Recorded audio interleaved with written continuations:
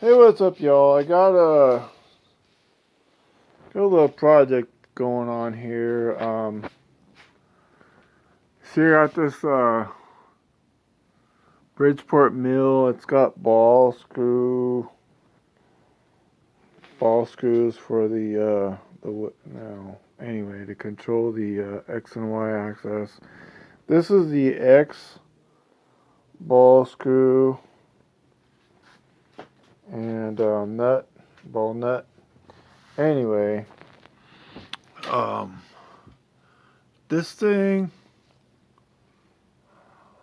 I've been cleaning it using acetone here and a little brush, just a little brush. I'm not trying to do any damage to the thing. I'm just, cleaning it like so, getting rid of all the old varnish oil and whatever.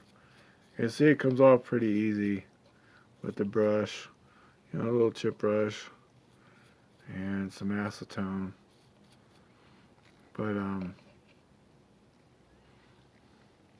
then you turn it and then you see it's really shitty.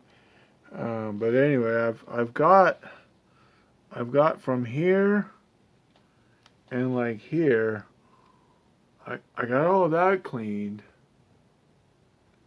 and I stopped like here before the nut, and then I had the whole thing flipped over 180. So when I was cleaning this, it was on this side, so gravity was going this way. So when I put the acetone on it, it would drip this way and not into the nut. So I still got to clean this section, or maybe lubricate it and roll the nut down so that I can clean that, and then figure out a way to flush the nut, because I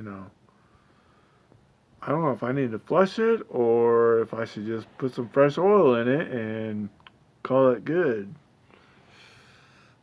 Anyway, so where I'm at now is almost done cleaning. See, I got a little V block here and another V block here holding this, so I don't do no damage here. Anyway, yeah.